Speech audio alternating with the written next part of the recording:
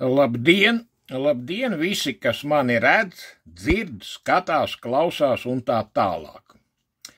Paldies, ja jūs to vispār darat. Paldies, ja jūs to darīsiet arī turpmāk. Un šodien es ierakstu šeit nelielu vēstījumu attiecībā uz pāris lietām. Pirmkārt, man cilvēki uzdod jautājumus, vai es startēšu politikā, jo it kā kaut kam liekas, ka es gatavojos startēt politikā un veidoju kaut kādu politisko kapitālu. Es atbildu, ka varat nesatraukties. Pagaidām nekādi konkrēti lēmumi nav pieņemti no manas puses, lai gan ir dažādi piedāvājumi.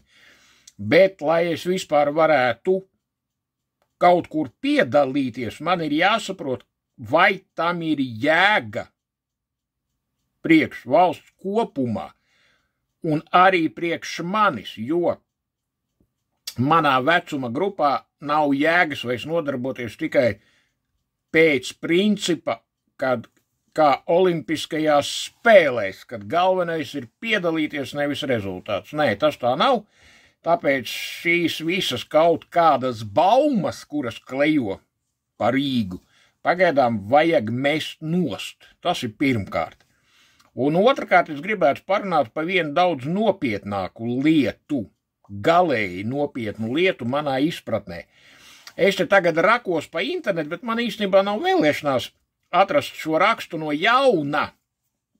Bet loģika ir tāda, kad man liekas, ka vakar izlasīju vienu publikāciju, kurā tiek skaidrots no mūsu aizsardzības ministrijas puses, kādas tagad tiks pirktas bruņu mašīnas, jo tās, kas bija tās iepriekšējās Anglijas lietotās, par ko vispār rēca visa pasaule, ja? Tās it kā ir savu laiku atkalpojušas, nokalpojušas, un tagad jāpērk kaut kas jauns. Un tad tur baigi tiek izskaidrots, ko mēs pirksim, pa cik mēs pirksim, un tieši kādas mēs pirksim. Jā, tas viss tā ir, ja? Ok, es to lietu galvā piezīmēju. Un tad es tagad ieeju iekšā, kā tas sākums ir. Es iesitu iekšā bruņu mašīnu iegāde Googlā, un man izkrīt ārā info.iub.gov.lv. Tas ir iepirkuma uzraudzības birojs. Un man uzreiz ir acis uz kātiņiem. Jo, es dabīju, ka neesmu tik gudrs kā iepirkuma uzraudzības birojā, tas ir skaidrs. Bet ko es te redzu? Es vienkārši tagad tātad izlūkošanas kaujas kāpurķiežu bruņu tehnikas rezerves daļu iegāde.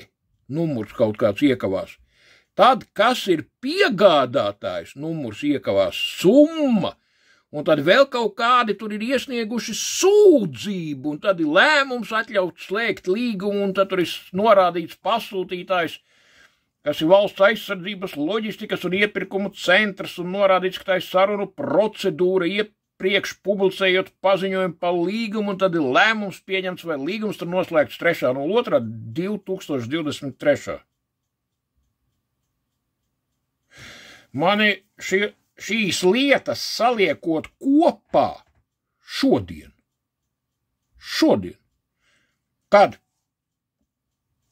tur praktiski, ja mēs skatāmies ģeogrāfiski, ne tik tālu no mūsu valsts robežas, notiek kara darbība vispār.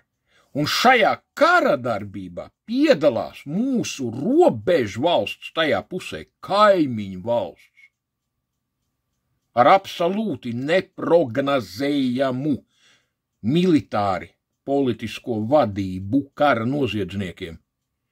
Un mani ļoti izbrīna, ka vispār kaut kas, jebkas patiesībā, kas ir saistīts ar aizsardzību, vēl jau vairāk ar bruņojumu, tiek publicēts publiski. Es vispār esmu mēms, nopietni mēms. Es visādus brīnumus esmu redzējis dzīvē, varat man ticēt. Bet šādus variantus faktiski kara laikā, nu te tikai prātiņi nāc mājās. Patiesībā prātiņi nāc mājās.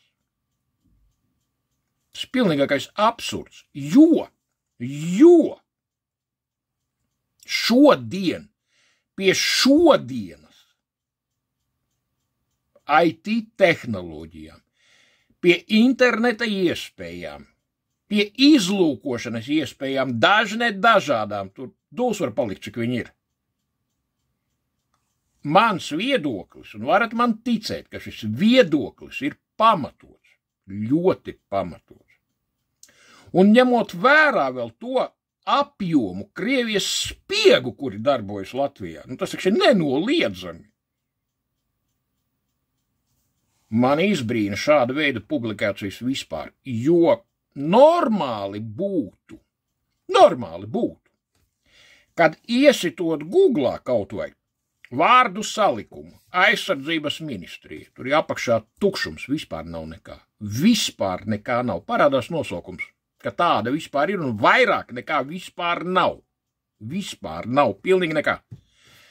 Iestam iekšā Nacionālajie bruņotie spēki, tukšums, vispār tukšums. Un budžetā ir tikai viena sadaļa – izdevuma aizsardzībai. Es esmu piedalījies darba grupās, kuras ir strādājušas ar Latvijas Republikas valsts budžetu. Es esmu pārstāvējis aizsardzības ministriju šādās darba grupās. Un jau 90. gados man ļoti krita acīs variants, ka principā mums ir ārprāts ar informācijas aizsardzību. Šodien es par to runāju pilnīgi atklāti. Jo normālās valstīs šādi jautājumi, kur, kas, pa cik, no kā, par ko, priekš kam un tā tālāk tiek izskatīti tikai un vienīgi parlamenta profilētās komisijās vai komitejās, tur dažādās valstīs dažādi to visu sauc. Bet tas tiešām netiek publicēts, un tas ir absolūtākais absurds, vispār absurds.